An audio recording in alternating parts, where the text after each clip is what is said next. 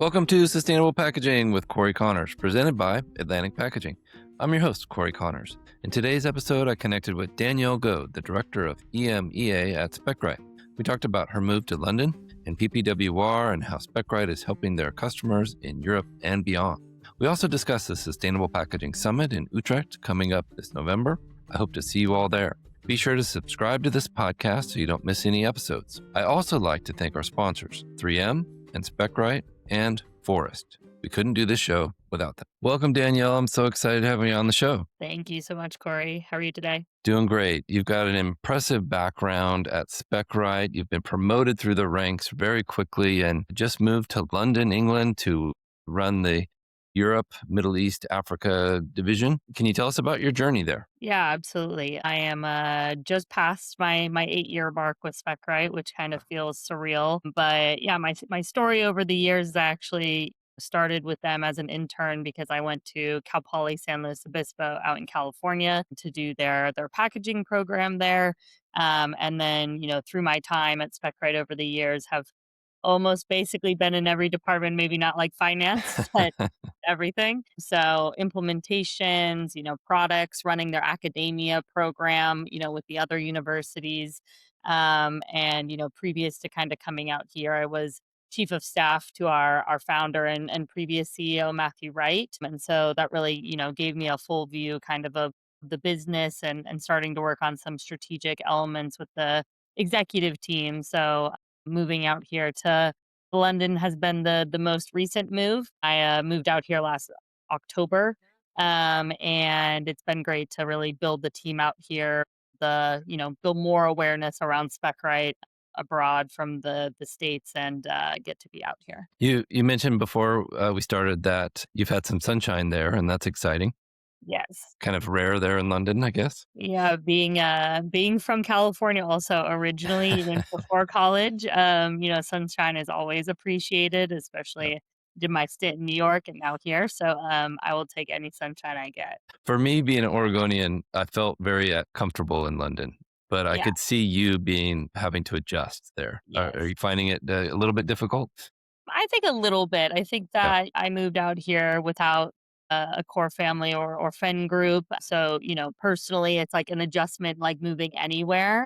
But I did the same thing in New York previously. I ended up living in New York for 5 years and really loving it. I think the big city lifestyle is something that I really like with all the food and just the exploring. So I think settling in well and settling in well with like the team that we've built out here. That's great. Well done. And I commend you for being brave and going out on your own. That's such an awesome move. So let's talk about Specright for the audience listening, people that don't know what it is. Could you tell us what Specright is and what you do there? Yeah, so Specright is an AI specification, data management platform for specifications, for packaging, for products, and it's really like that single source of truth for companies when it comes to the material information you need for sustainability or the ingredient claim information you need around your formulation. So making sure that not only kind of everything is connected in the system data wise, but also, you have the ability to collaborate across all of the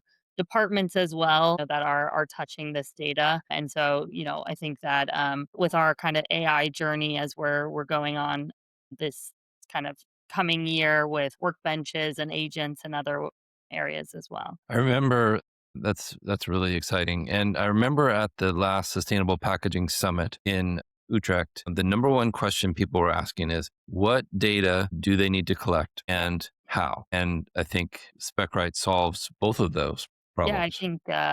I think what's really interesting is, obviously the big topic from there at SPS was PPWR, Yeah. which is, what everybody in Europe and over here is talking about. But with PPWR, I think what's interesting is it's not necessarily a reporting exercise. Like I think, EPR was new in the States last year. And a lot of companies, were panicked by the idea of how do I get all this data to report?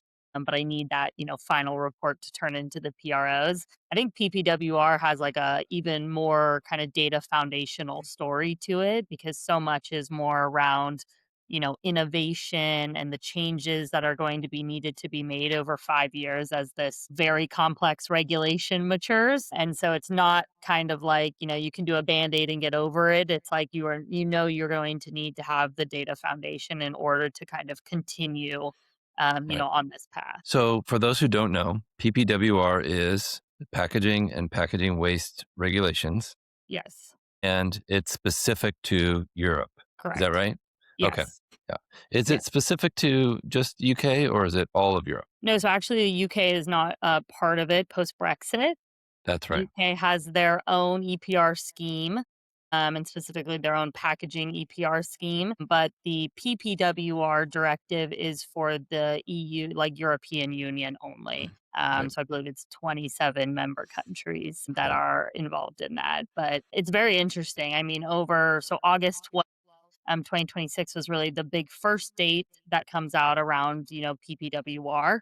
And that is, mostly just doesn't exclude only to this exclusively to this list, but things like PFAS and declaration of conformity, Mhm. to kind of banned materials. But what is interesting is over the next 5 years till 2030, there are, next kind of dates that come out, that have whole other topics, right, around recyclability and reuse and grading systems. And so it is definitely, one that is complex.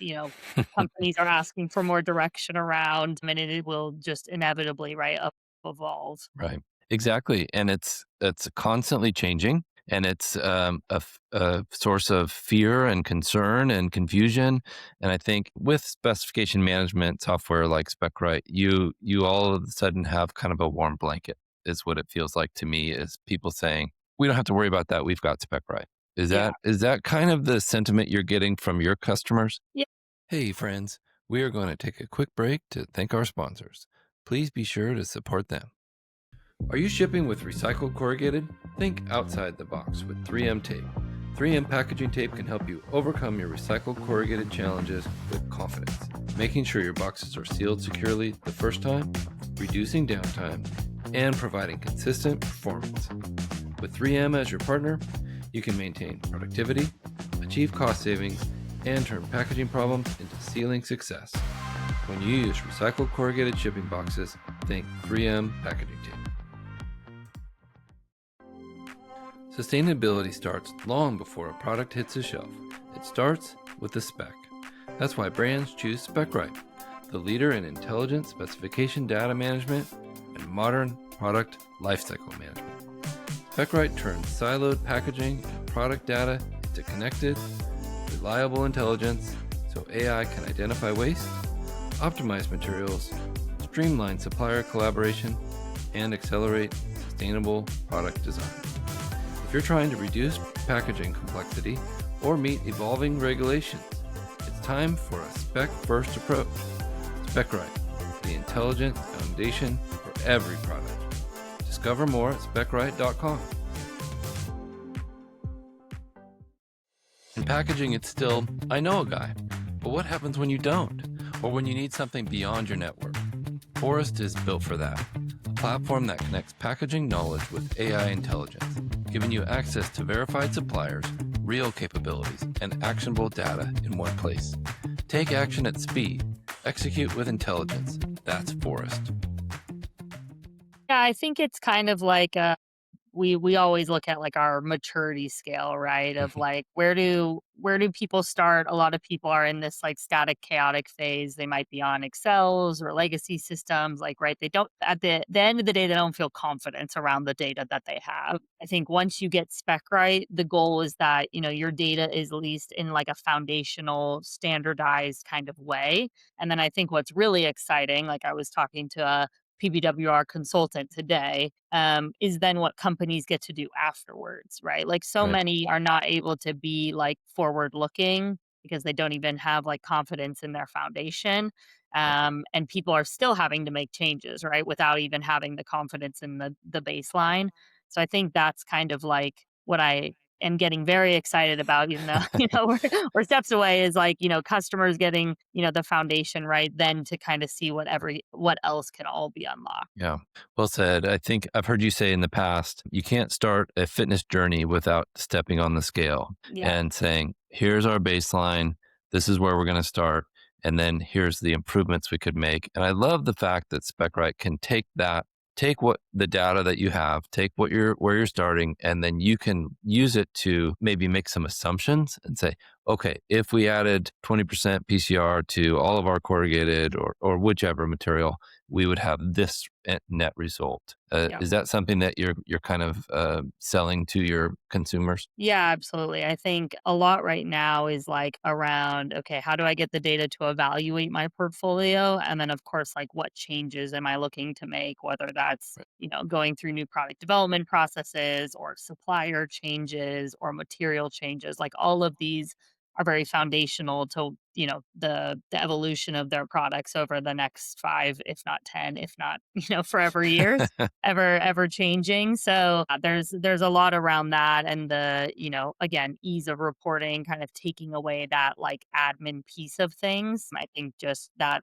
is kind of time saved back. Right. It's incredible time saver, and I think you're right that that's what people need today is to be more efficient with the staff that they have.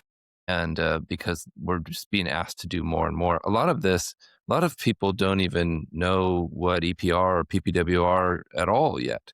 And are you still running into people that are just totally new to all of this process? I think for packaging people that I'm interacting with in Europe, not as much. I think a lot of them have been anticipating PPWR.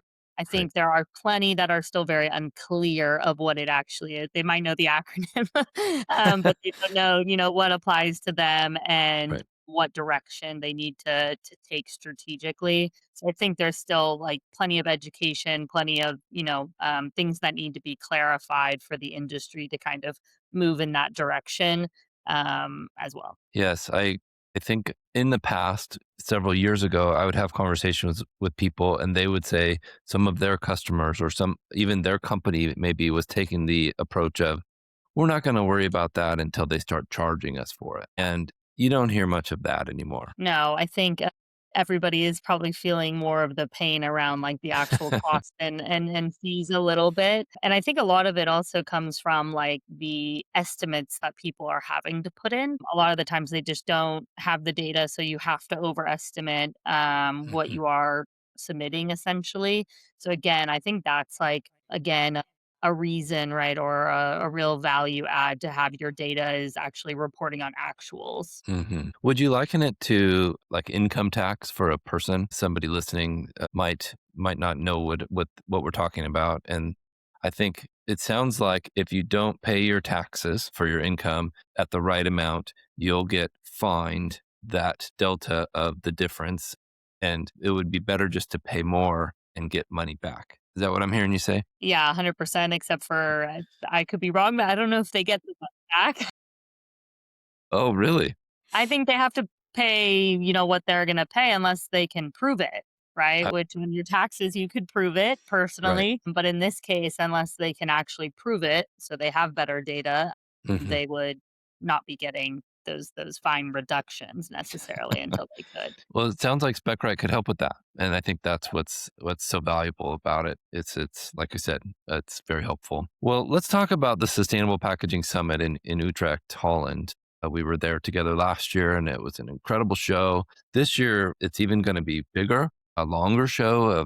They're adding an extra half day where it's 3 full days. Can you tell me why it's such a valuable event for you and Specright, and what you're looking forward to there? Yeah, it was actually one of the first, like, European events that I went to out here, but since then have been to, plenty across the countries, but I stay very kind of impressed with the setup of the event, with the quality of kind of both the people who are there to learn and obviously participate and collaborate and have discussions, but also very much so in the speakers, right, that they were able to kind of pull together at least last year. I think, people really want to hear from a mix of industry, of technology, but then also, there were PROs and kind of European, again, like from the PPWR area, like actual government, right, officials who are coming to talk on topics. And so Right. I think the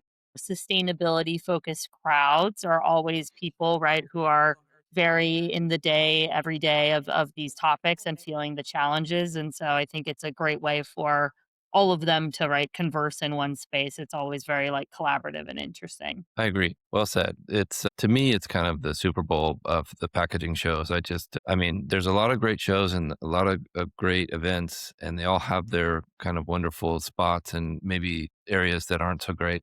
But I think with the Sustainable Packaging Summit, it's the sustainability packaging event of the year, and it's kind of a in my opinion, it's a must attend if you're in sustainable packaging. But you mentioned you'll be having a webinar or like a workshop in person there.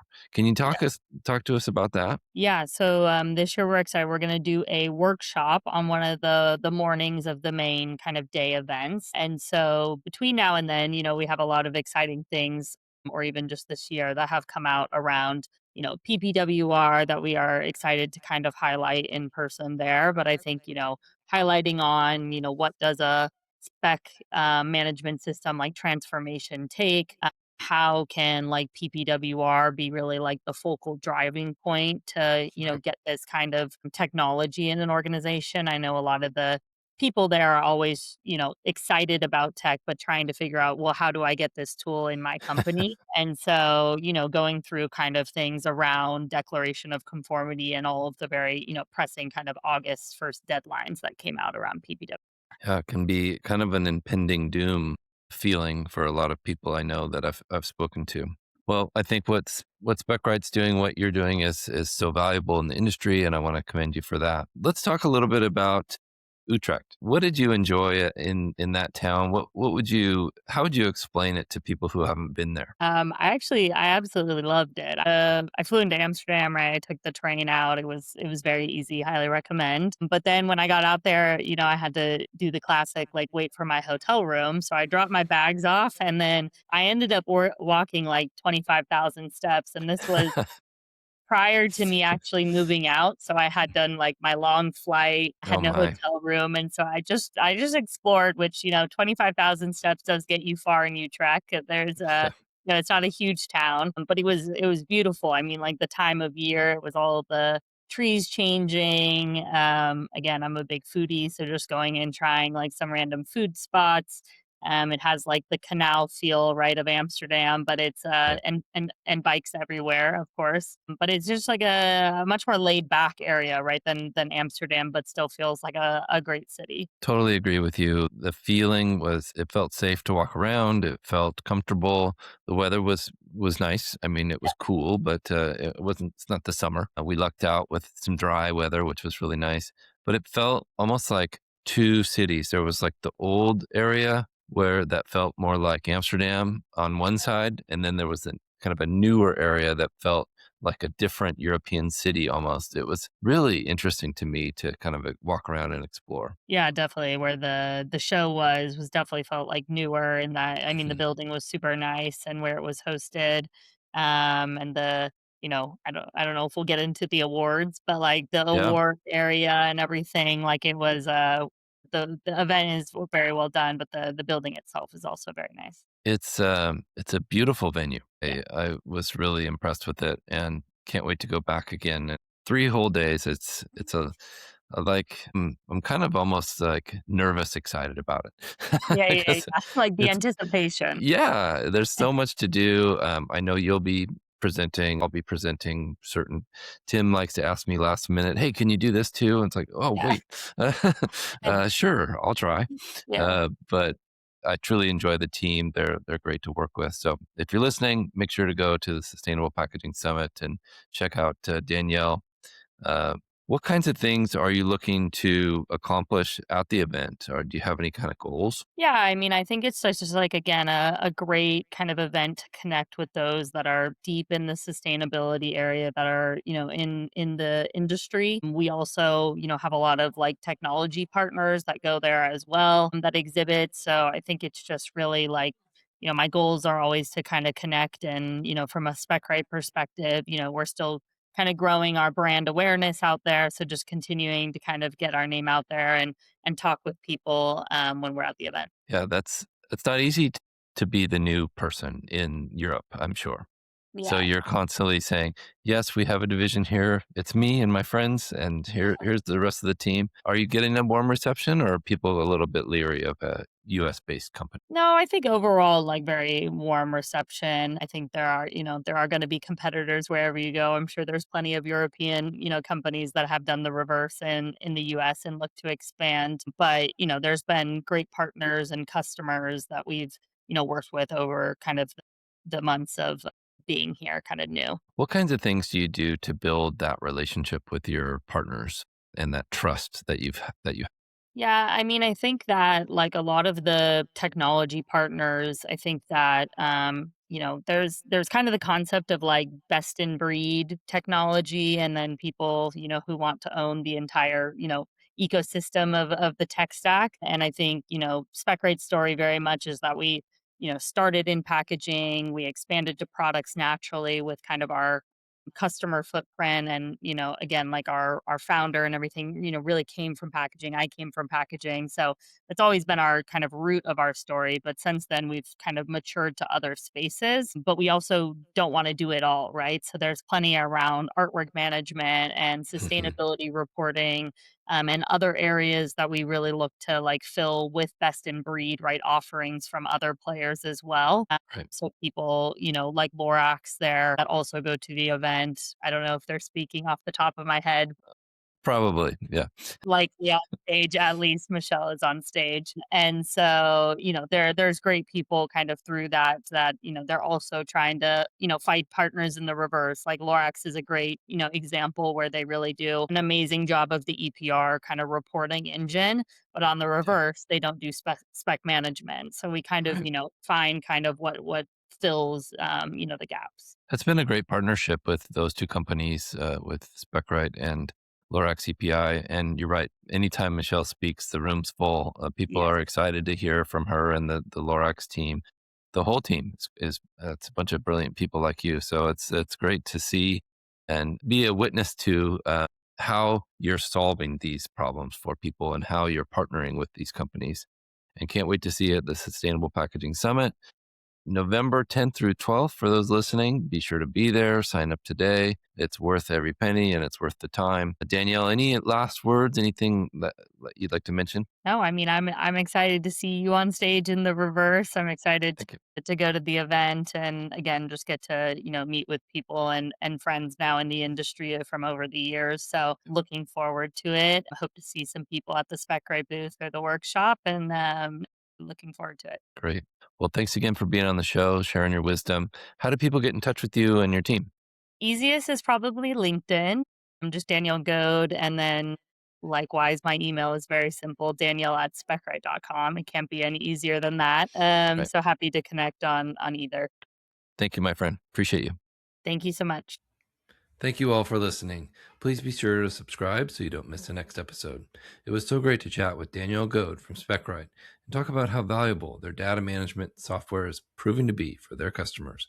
We talked about the Sustainable Packaging Summit in Utrecht, scheduled for the 10th through 12th in November. Hope to see you there. And reach out if you're ready to take a look at some more sustainable packaging materials. We are here to help at Atlantic Packaging.